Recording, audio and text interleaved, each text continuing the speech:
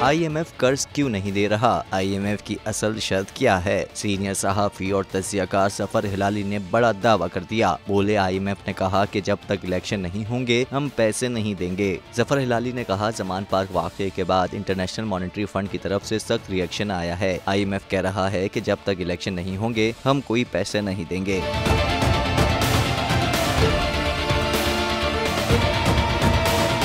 Senior सहाफ़ी ने दावा किया कि IMF ने कहा कि इलेक्शन का ऐलान किया जाए और सब पार्टियां ये लिखकर जमानत दें कि जो भी इलेक्शन जीतकर पावर में आएगा तो वो हमारे पैसे वापस करेगा। जफर हिलाली ने कहा कि IMF के नुमाइंदों को खतरा है कि अगर हमने अभी शहबाज शरीफ को कर्ज की किस्त दे दी और वो खर्च कर कर घर चले गए तो नई आने वाली हुकूमत इनके मुआहदे पर अमल नहीं करेगी, जिससे पाकिस्तान से मुज़ाकरात करने वाली IMF की टीम की अपनी नौकरी खतरे में पड़ जाएगी।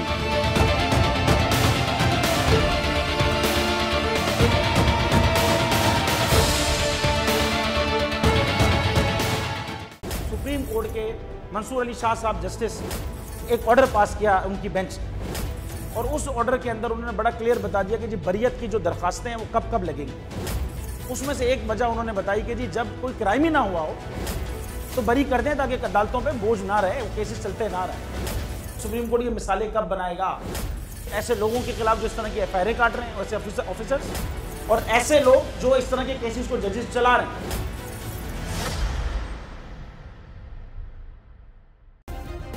सब्सक्राइब करें और बेल दबाएं ताकि कोई खबर रह न जाए।